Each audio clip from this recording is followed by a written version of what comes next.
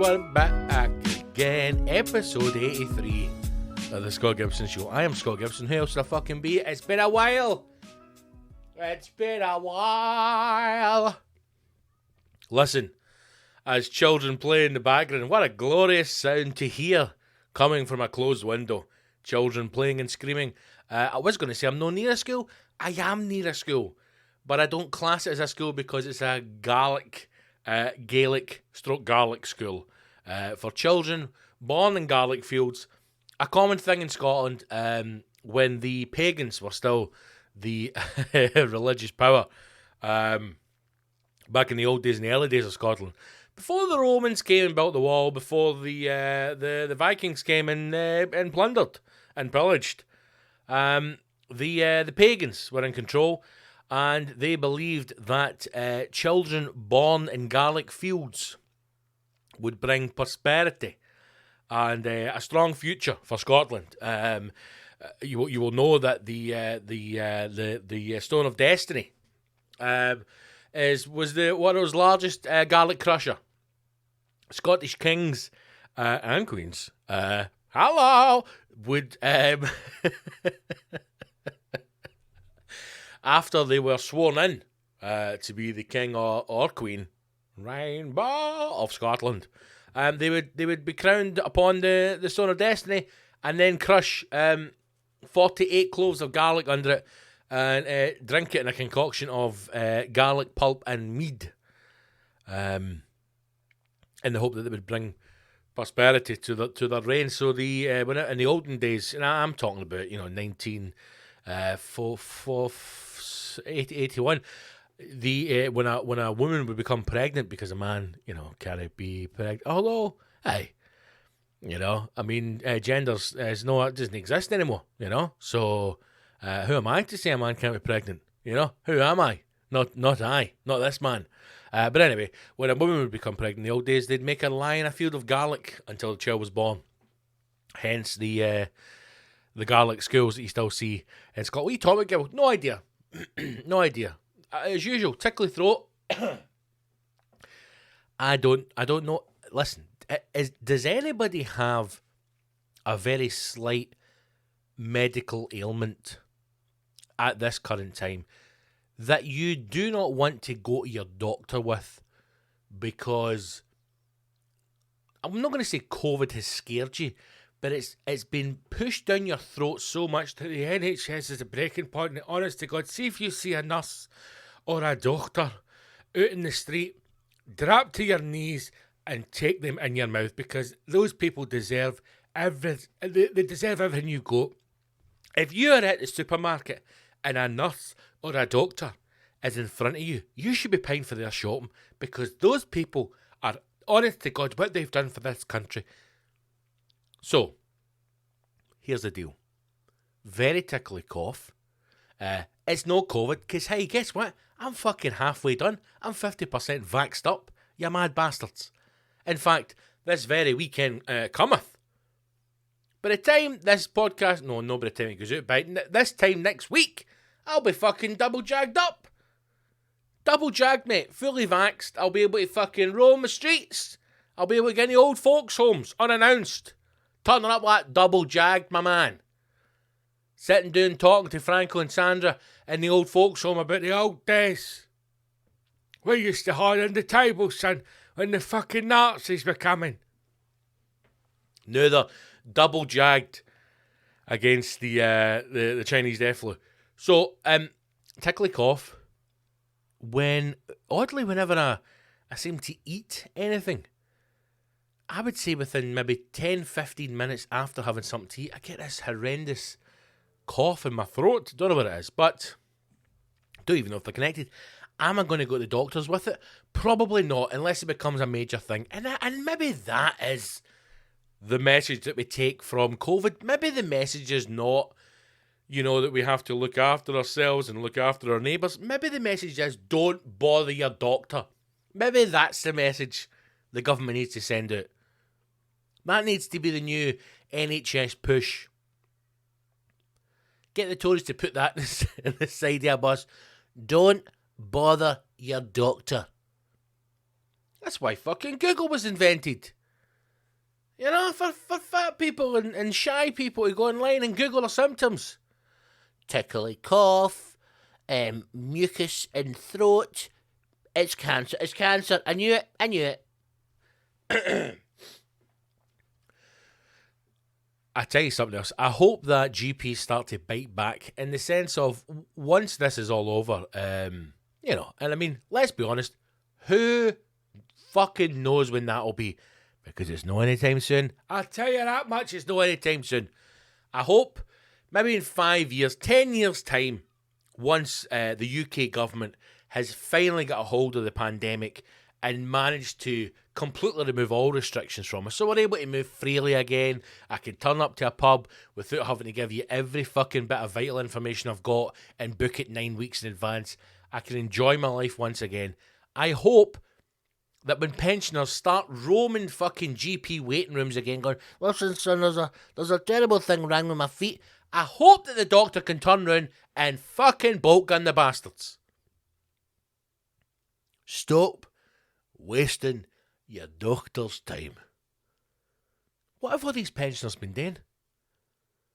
When they can't do their weekly, if not daily trip to a doctor's surgery to sit and talk shit. Well, son, my grandson came round and he showed me how to work the on iPad, you know, that Apple iPad of mine. And I googled what medication I'm on, and it turns out this is for a horse. So what are you going to do about that? A friend of mine's a GP, and I remember once she told me that a pensioner came in, an old woman came in to tell her that that her family had got her an electric blanket for Christmas to warm her bed, you know, to warm her old bones up. Preheating your granny, eh?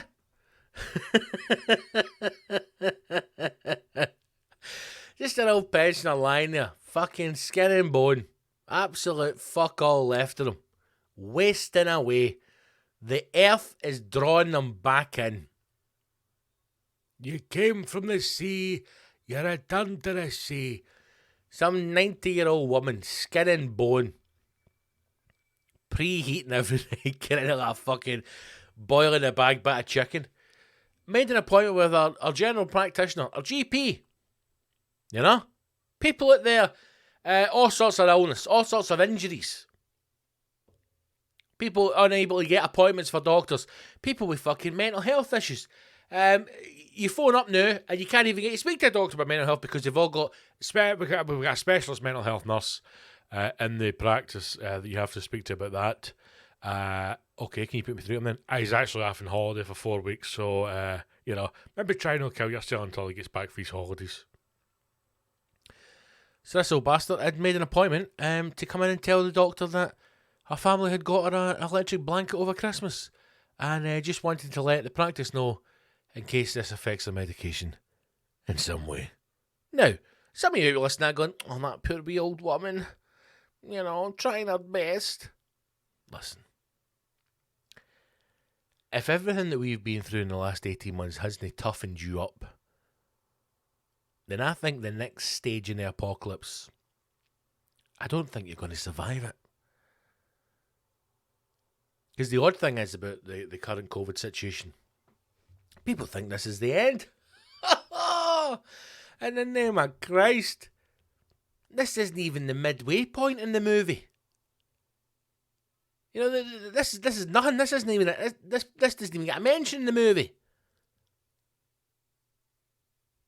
You probably notice, if there's any who are left who are still watching the news, you may have noticed the subtle rebranding of the Indian variant, which has been pushed quite heavily since it was first announced.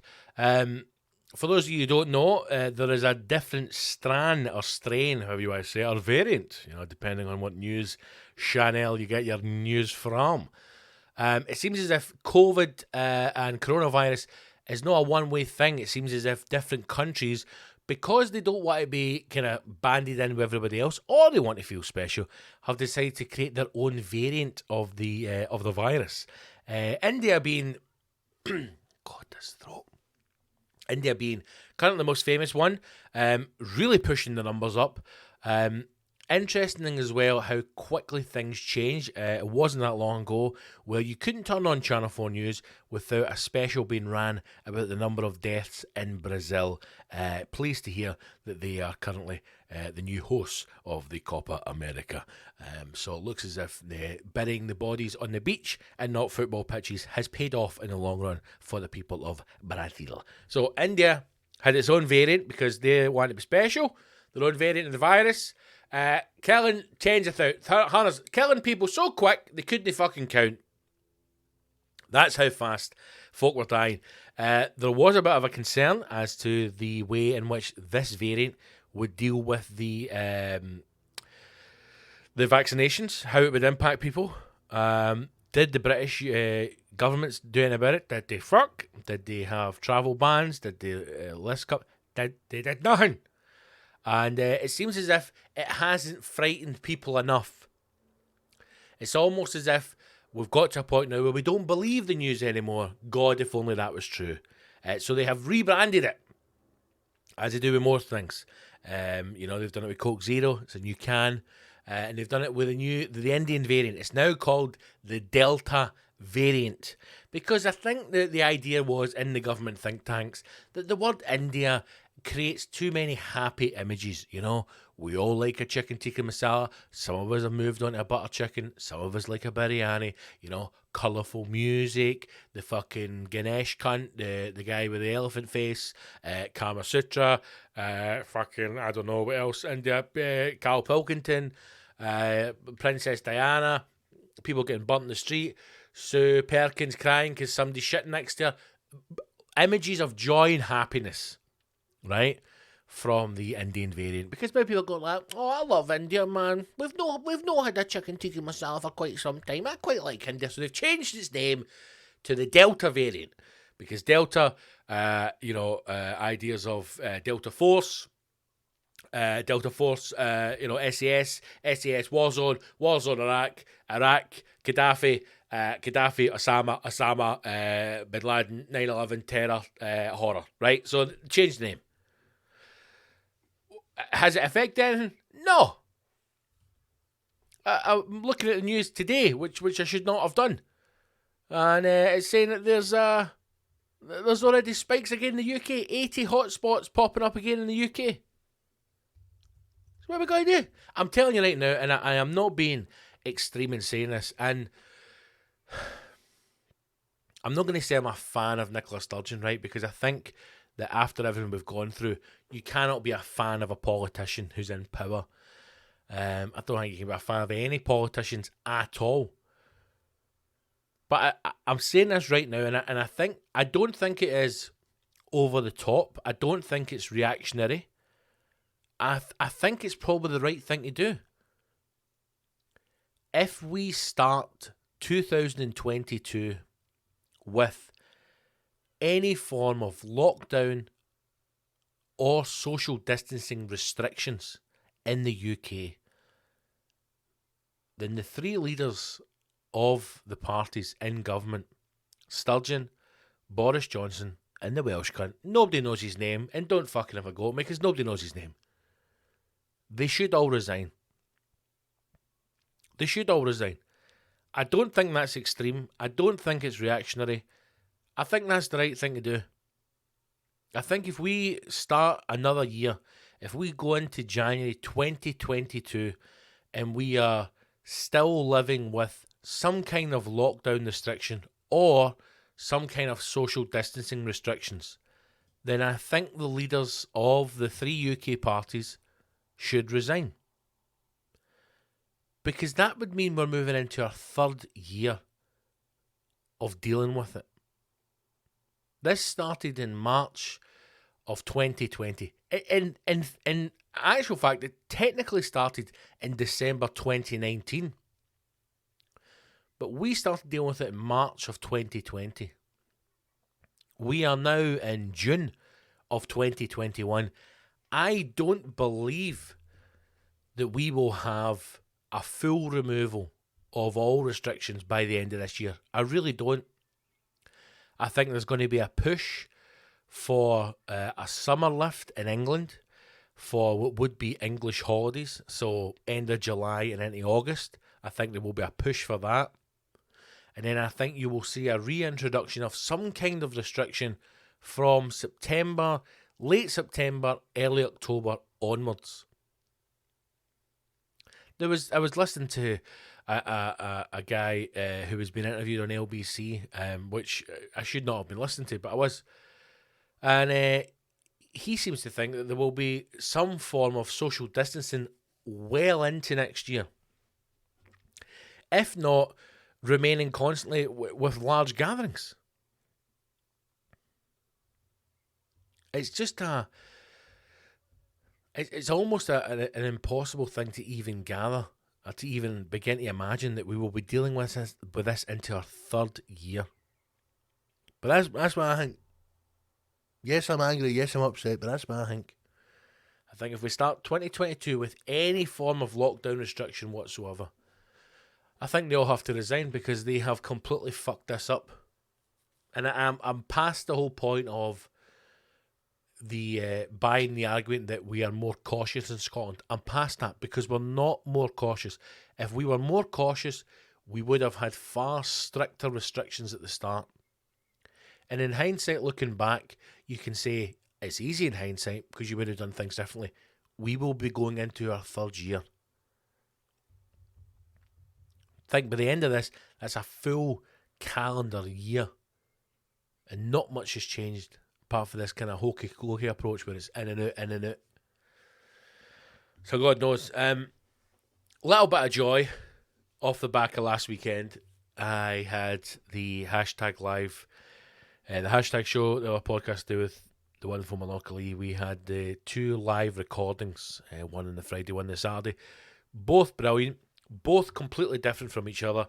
Saturday was absolute carnage and chaos. It was beautiful, it was wonderful. And Sunday was a very much more relaxed, calm affair. To any of you listening who made it along, thank you so much for coming.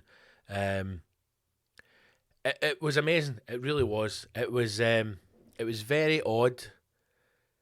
It was a very, very strange experience because here's the weird thing. My last solo show.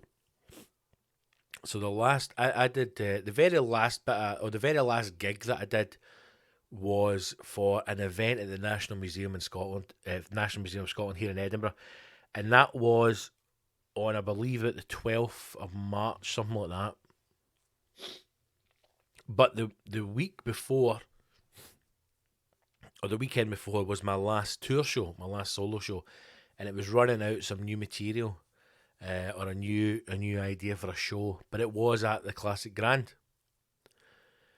So it wasn't until I was kind of I was driving through to Glasgow, and I thought the last time that I performed was on this stage, and the very first thing that I'm going to do since lockdown is back on the stage. So that was a weird experience, but oddly, when Mal and I were getting set up, it didn't feel as if I hadn't gigged for what? April, May, June, for 15 months. It really didn't feel. It was such a strange feeling. I was sitting backstage. I was getting some notes ready. I mean, about to walk up the steps, as we always do when we hear the intro music playing. And I didn't have any feeling of like nerves. There was certainly nerves before it. There's always nerves with any live performance, and even if it had just been the recording, I think it's because it'd been so long coming back. And for me as well, there was nerves with.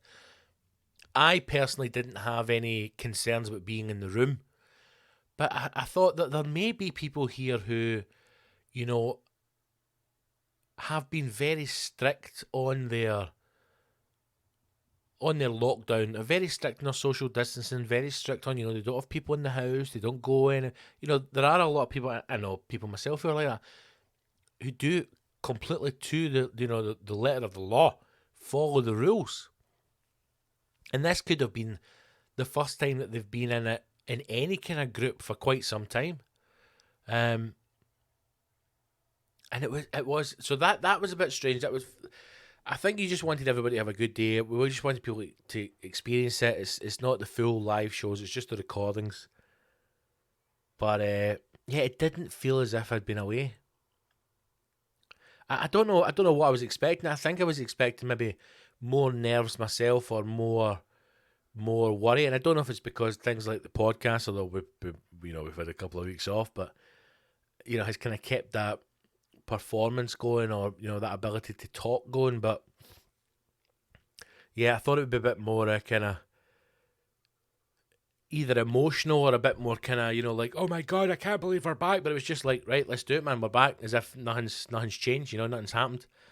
It didn't feel like it'd been over a year since we had done some kind of live performance. So both days were great. Saturday was wild, man. Saturday was absolutely wild. But a huge thank you to everybody who came out. And also a massive thank you to everybody at the Classic Grand, Pauline, Chris and her team, and of course Gary, the manager, the owner. The work that those guys did putting in, getting the place set up. The amount of, and I'll say this, the amount of fucking hoops that Glasgow City Council made them jump through to get that together was, in my opinion, a fucking disgrace. A fucking disgrace.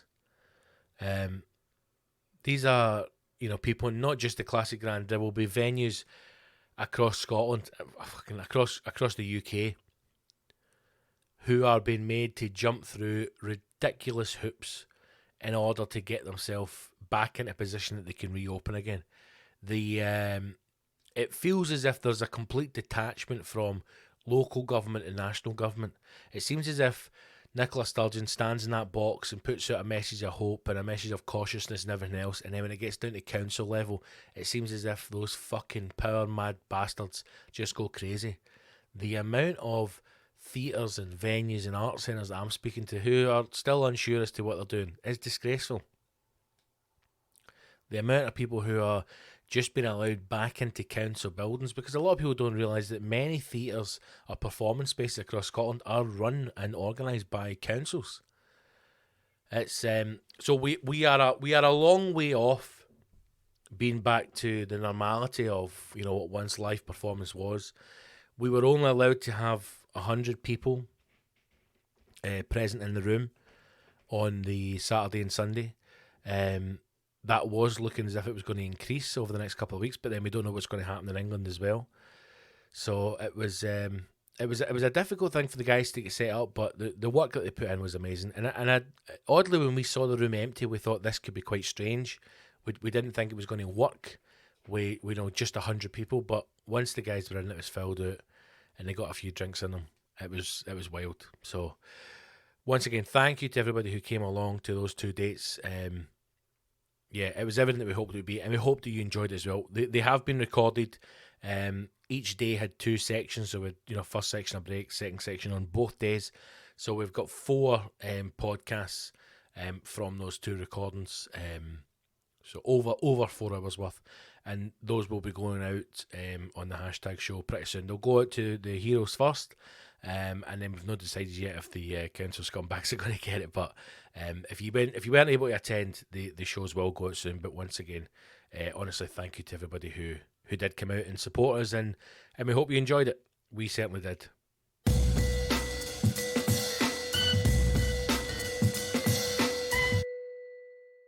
Speaking about the lengths that venues are going to, the bold Andrew Lloyd Webber's lost his mind.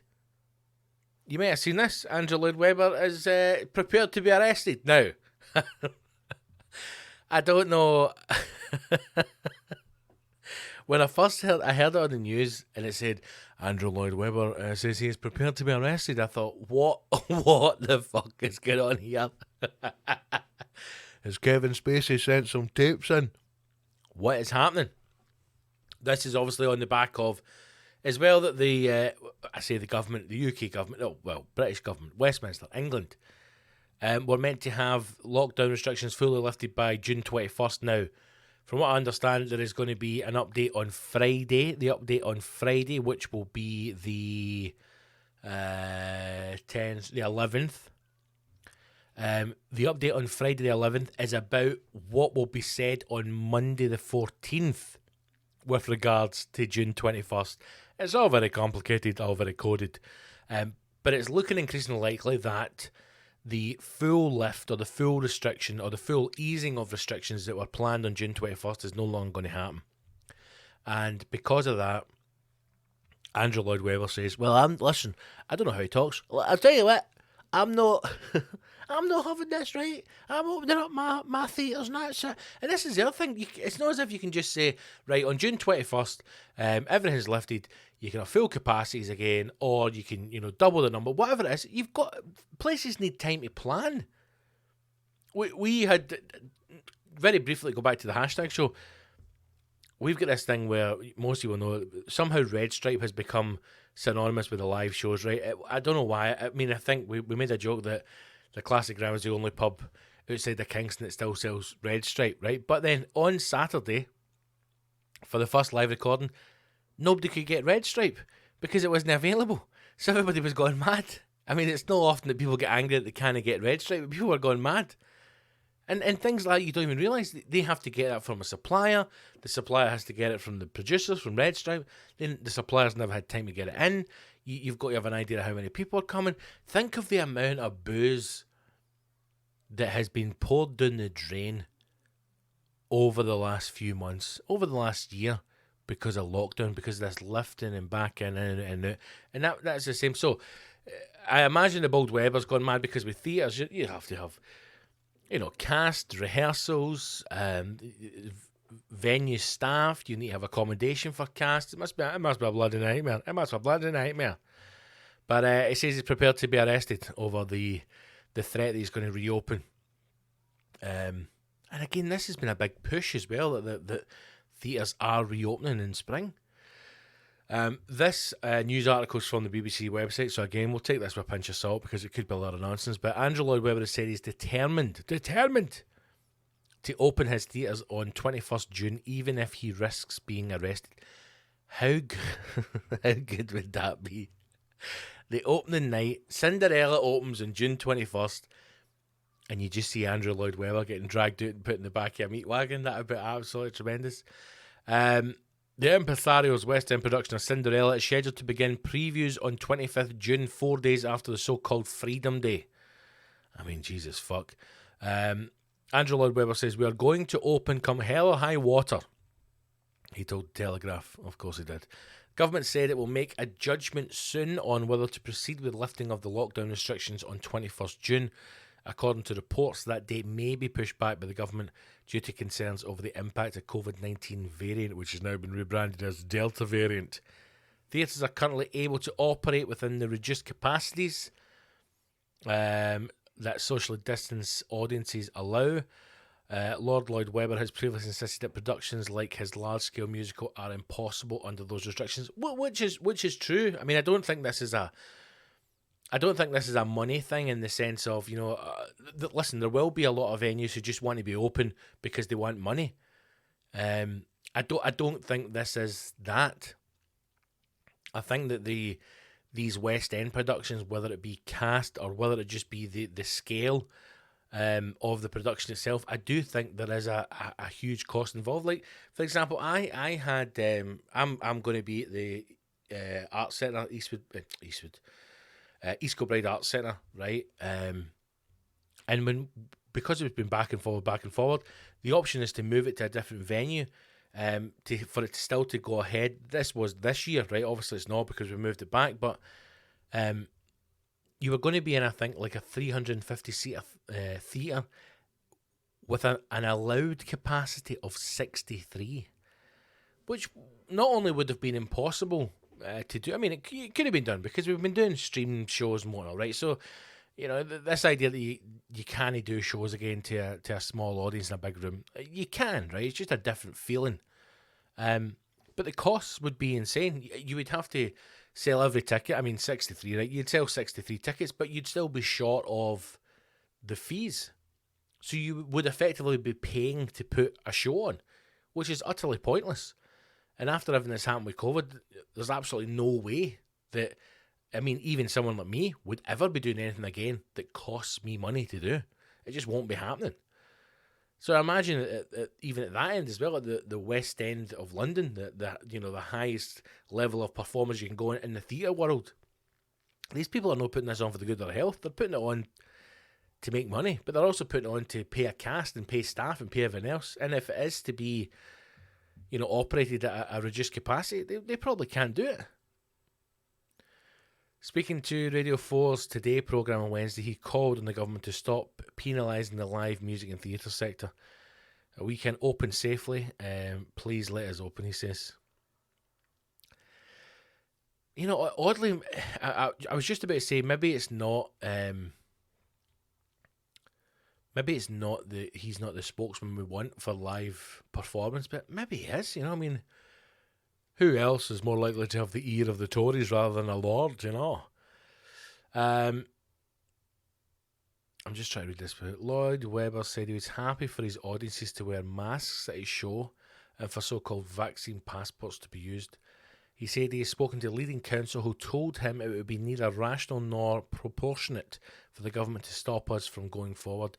My feeling is I've gone through everything with the council. He continued, I've gone through everything about the theatre itself, which is no recirculated air. The incoming air passes through filters completely. There are 30 places in the theatre where the spread of air comes from. I'm not a mechanic, but we have the CO2 carbon dioxide monitoring that shows that the air is purer in there than it is outside. I mean, it does look as if most theatres or most places are trying to open, like I said, have jumped through every hurdle or have been able to supply what information has been required, but it's just, it's just down to whatever the government decides. So we will see. But it would just be wonderful if fucking Lloyd Webber is getting dragged out of a theatre kicking and screaming as fucking widow Twanky tries to wrestle him back into the room. Don't do it, Andrew, don't do it.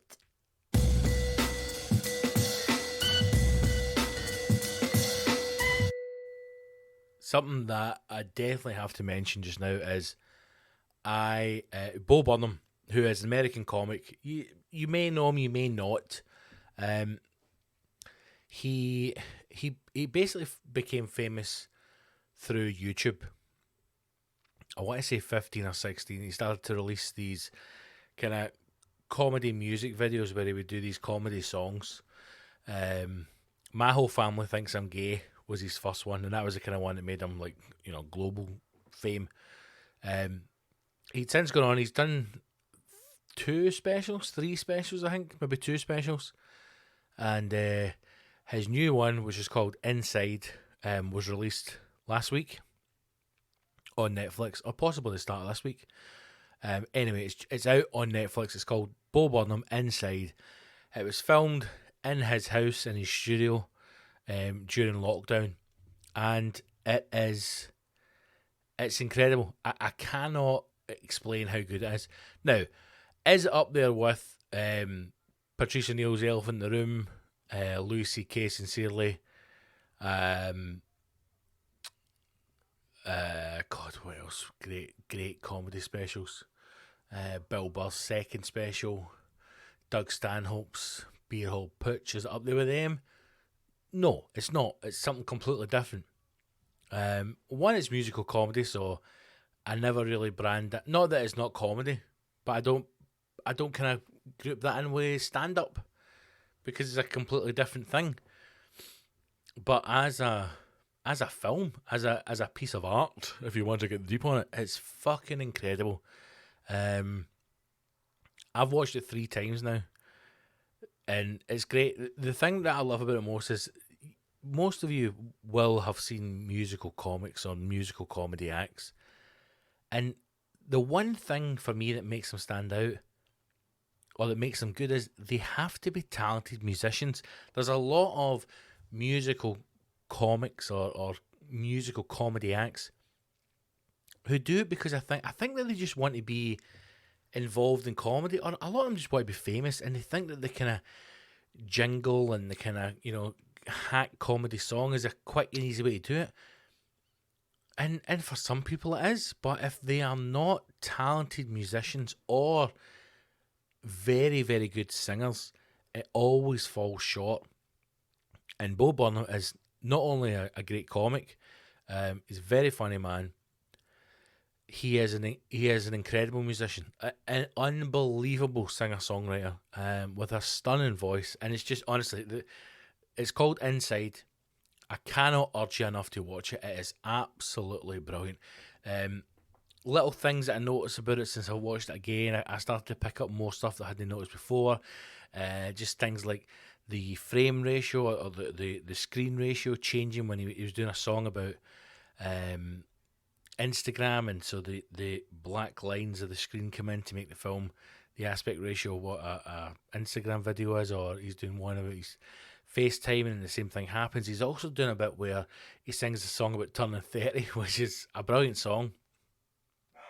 And he's doing a bit, the tour manager goes mental in the background. He's doing a bit about, he's doing a piece to camera and saying that when the clock strikes midnight, so it's at 11:58 as this scene opens, and his monologue to camera is that when he'd set himself one goal, and the goal was to finish this before he turned 30, and he's still making the special, he's still filming it, and at midnight he's going to be 30. And the interesting thing was, it just seemed like a nice kind of a point to take you on to what is going on outside. My dog's going absolutely bananas. It just seemed like a nice point to kind of take you through the special and kind of relate to his life and where he is. And it wasn't until I actually saw a post online about it that the moment the clock strikes midnight, and so in theory, obviously, I mean, I don't imagine it's real, I imagine it was recorded before or after, whatever, but the moment that it strikes midnight and the moment that he, in theory, turns 30 is the exact midpoint in the show. Literally to the second. It is the exact midpoint in the special. Now, it's the little details like that. That is not, that's not by chance. You know, that is very well edited, very well planned, thought out, put together, and it's the detail in it that makes it so good, so clever, and just a wonderful special. Someone had put out a tweet. I don't know who the guy is. He's involved in some kind of Hollywood filmmaking, because on his Twitter bio it was a whole list of different films and things he's working on. And he'd said that this should have won Best Oscar over the film it did win Best Oscar, which is true, because whether or not you're a fan of Bo Burnham as a comic or you like musical comedy, as a piece of cinema, as a piece of film, it's a beautiful thing to watch, and it also gives you a really good idea as to what can be done. Now, I have seen some things saying, like, you know, he did film this himself and he did edit this himself, and yes, you know, to a certain extent it does show just what can be accomplished. Now,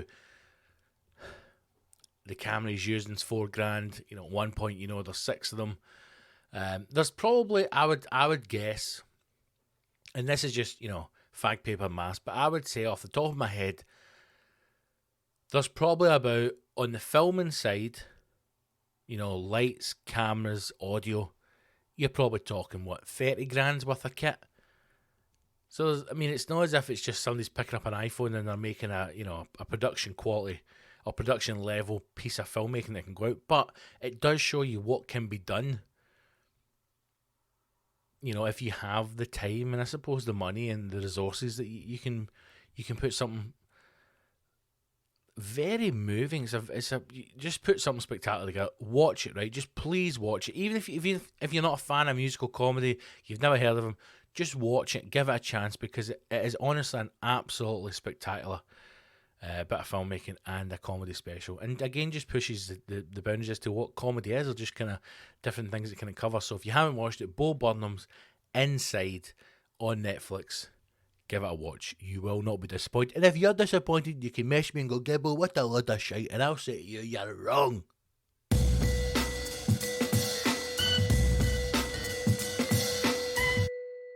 Right, couple of news stories to look at.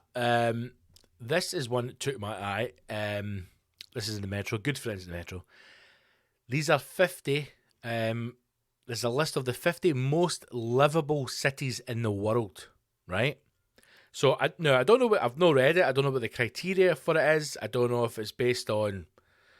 I don't imagine it's based on house pricing. I don't really know what it's based on. But according to whoever's put this together, these are the 50th most livable. So the best places to live, I would imagine, cities in the world. Now, interestingly, London and New York did not make the list.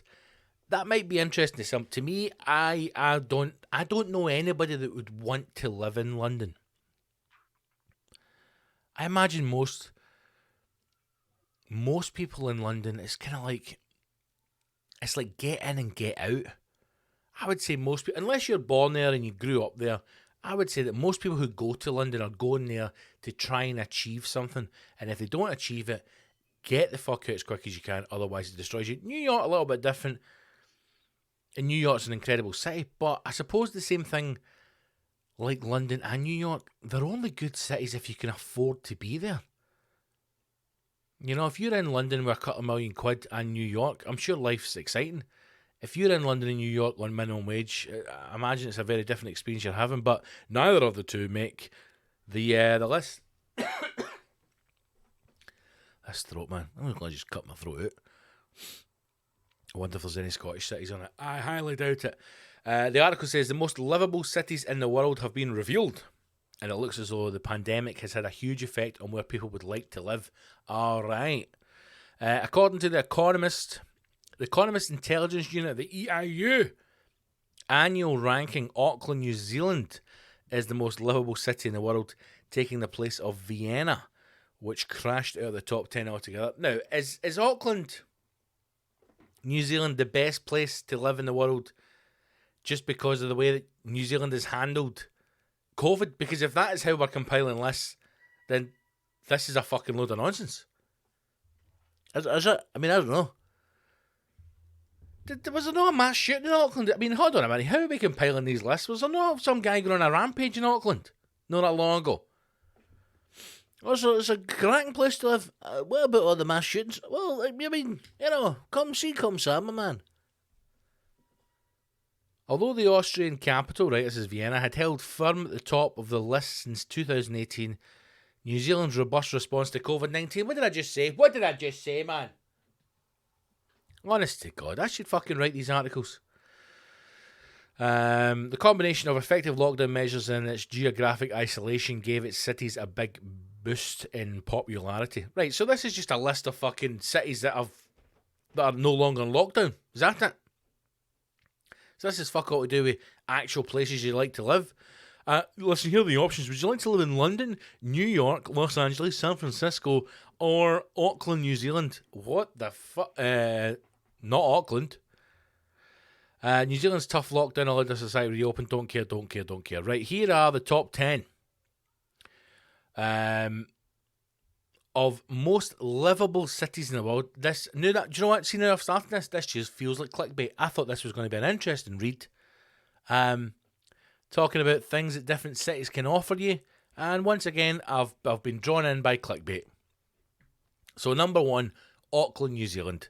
Don't think so. 2, Osaka, Japan. I beg your pardon. 3, Adelaide, Australia. Right, now, I can tell you for a fact, even people who live in Adelaide do not want to live in Adelaide. So this is a lot of shite. 4 is Wellington, New Zealand. 5th, Tokyo, Japan. So you're telling me that more people would want to live in Adelaide, Australia's shithole, than live in Tokyo, Japan? Number 6 is Perth, Australia. Now I know they're talking nonsense. 7th is Zurich, Switzerland. Somebody's on glue. 8, Geneva. I don't think so. 9 is Melbourne. Forget it. Well, Melbourne's an amazing city. And then 10th is Brisbane, Australia. So basically, what they're saying is the most livable cities in the world are all Australia, New Zealand, and Japan. Places that couldn't give a fuck about COVID. What a fucking nonsense this list is.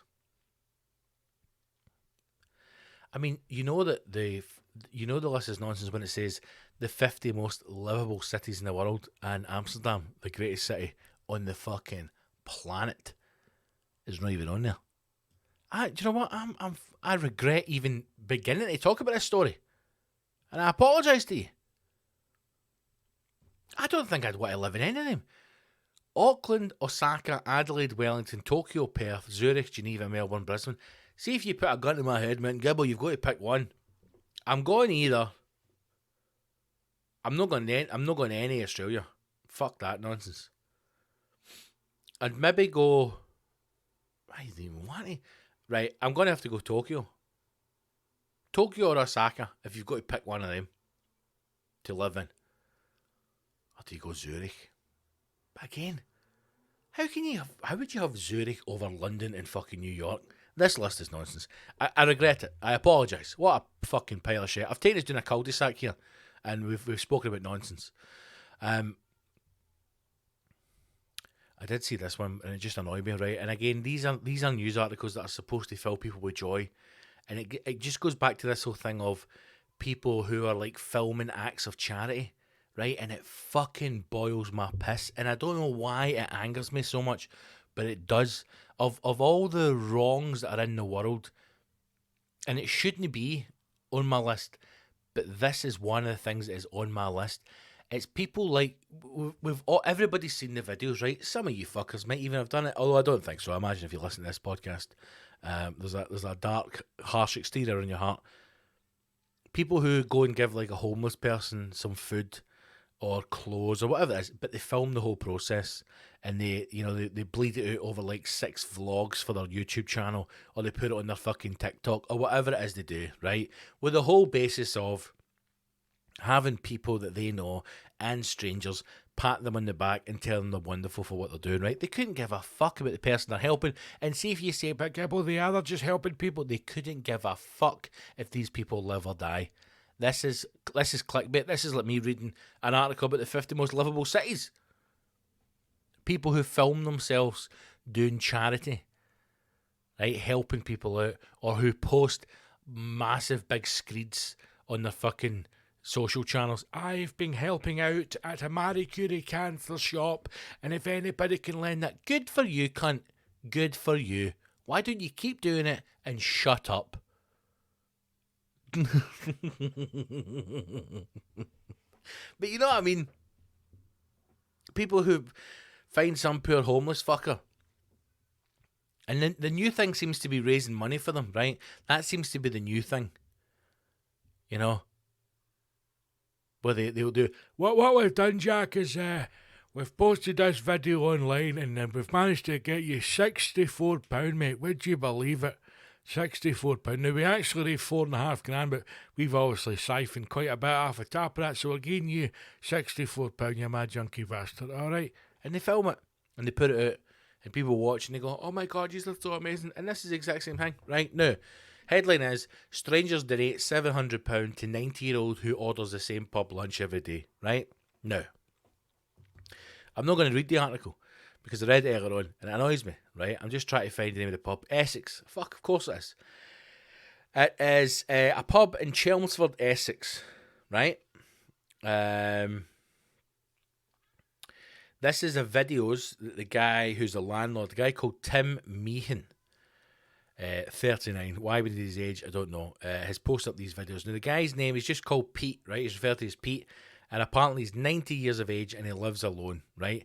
And he visits this pub in Essex every single day, right? At lunchtime. Now, he's no in boozing, you know, he's a respectable old man, and the pictures that are online, he's got a lovely shirt on, but he's 90, right? He's an old guy. And he comes out of the pub every single day at lunchtime, and he orders the same thing every day. I like what I like, son. I've got a routine, right? I like a British pint in a British pub, served to me on British plates by a British person. He does look a little bit like one of those guys, but, you know, he's 90, right? He's been through a lot. So he goes to the same pub every day. He orders the same thing every day for his lunch, which is a wee bit, you know, spice it up, Pete. You're 90, man. You don't get many fucking days left. Work your way through the menu. You know, but then he likes what he likes, son. So he orders, which now it threw me a bit, right? When I read that he orders the same thing every day, it threw me. Because I was expecting a pint of ale, right? some kind of ale, no a lager. He doesn't look like a lager, man. A pint of ale, or a pint of heavy, possibly a Guinness. And I was expecting like fish and chips or steak and kidney pie, something like that. This fucking bold maniac, 90-year-old Pete, every single day, he has Hunter's chicken, Hunter's chicken, and a glass of red wine. So he's chicken, wrapped in cheese and bacon with barbecue sauce, plate of chips, side salad, and a glass of red wine every single day, right? Now, the guy started posting these videos up, saying he comes in the pub and he was doing like wee interviews with him. What do you like about the pub? I fucking love the pub. I bloody love this pub. They raised £700, right? Which, you know, it's good going, I suppose. £700. And here's the thing, and it shouldn't annoy me, but it does annoy me, right? And I can't be the only person that thinks this, because again, you're naive to think that you ever have an original thought. None of us are unique in any way. That's why it's so easy to write comedy. That's why comedy is one of the best art forms there is, because when you think of something, other people have thought that as well, and you speak it out loud, you put a twist on it. So I can't be the only person that gets annoyed by this. So they then do a video, right, to say, Pete, remember those videos we put up and we got hundreds of thousands of likes on them? Oh, I do, son, I remember them, aye. Well, we asked people to raise money for you, and we've raised £700. So they tell him they've raised £700, right, enough to buy him 90 glasses of red wine and pay for his lunch for 2 weeks. That's what he says to him in the video, right? So his exact words are, we raised £700, 90 glasses of red wine, and it'll pay for your lunch for 2 weeks. And his response is, how am I going to drink £90 worth of red wine? And he says, no, Pete, it's already paid for. It's 90 glasses, right? Now, here's my thing. This guy is the landlord, right? He runs this pub. He can do what he wants. In this, he's the boss. He's the El Capitan of this pub, right? What I can't get is, and again, if I'm wrong here, tell me I'm wrong.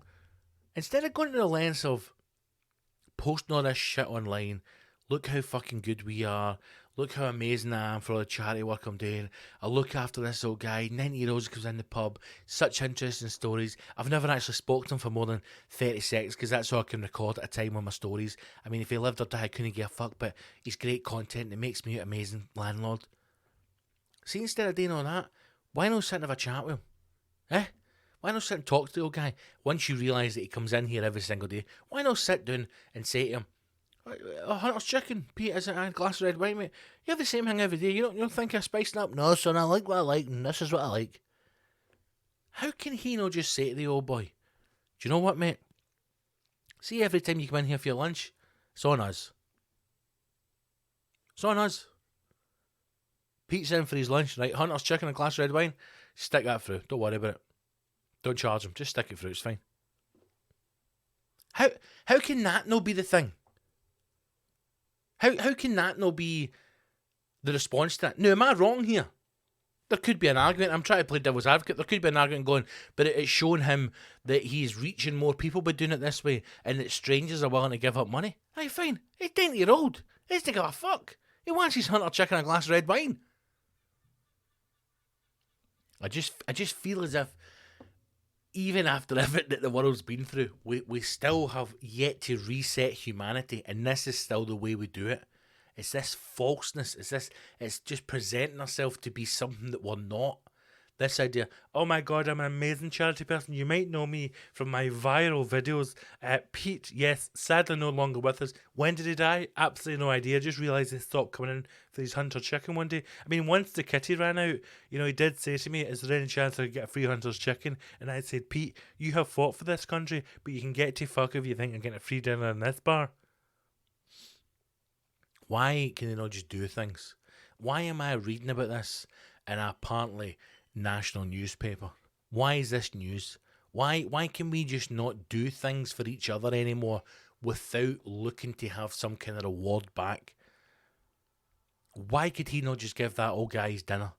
Why did he have to post it out to the world? Why do people have to do things simply to get reaction or to be rewarded themselves or to be patted on the back for their so-called charity work? I don't know. I hope Pete enjoys his hunter's chicken, and I hope that when he does pass away, the family get a coroner's report and they realise that his life could have been prolonged if he wasn't fed barbecue chicken and deep fried chips every day, and they sue the pub and the pub gets shut down. I'm trying to think of something positive to end this on, but I can't. I mean, there's a quote in here that says, it asks him why he keeps coming in every single day, and Pete says, if I didn't come in here, I would be in a wooden box. I mean, if that isn't enough to go, do you know what, Pete? Fucking Hunter's chicken's on us, mate. And here's the truth, Pete. It's not even real chicken, right? It's pigeon, it's microwaved. It comes in a fucking bag. We defrost it and we fire it in for 5 minutes, and we charge cunts $14.95. But for you, it's free, mate. Unbelievable. It just annoyed me. I don't know why. It just struck a chord. I was like, listen, you bastard, just give me dinner. Maybe we should have watched some kind of happy, joyful stuff before recording this episode, because this one has been back to the old doom and gloom. Anyway, not to fear, Delta Force is on its way to wipe us all out, and in 5 years' time, we'll be going for our 9th and final vaccination, in the hope that Delta Force no longer grabs us. Maybe Pete will still be with us and he'll still be hammering Hunter's chicken. Who knows? Thanks for listening. Apologies, I've been off for a couple of weeks. There's been a lot going on, and to be honest with you, it's been mental to try and find some time to even squeeze these recordings in. So I do apologise for the last couple of weeks that we've missed. I was just looking there, 19th of May was the last one. It's almost a month we've been away. Oh my God, Gibbo, I've missed you. So thank you to everyone who's got in touch to ask for the podcast. Again, apologies for the delay. But remember, if you want to get some more content, then join the Patreon. It's the best way to support the show, and it's the only way to access all of the content. Extra episodes, comedy albums, all the good stuff is on there. Go to bigscottgibson.com or patreon.com/Big Scott Gibson and sign up for as little as $5. Which is, I think, is about £4 in the current exchange rate. So, hey, £4, you know? Absolute pennies. Right, that's it. Enjoy this one, team. Those of you who are rascals, I'll speak to you all on Sunday at some point.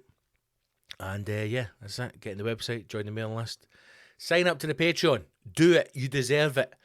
And I will speak to you all soon. That's it. I'm trying to think if there's anything else to add. Looking at the notes here, I kind of think at this point, hey, I'll let you go. Look after yourself, stay safe, wash your hands and your arsehole, and I'll see you in a battlefield soon. Onwards.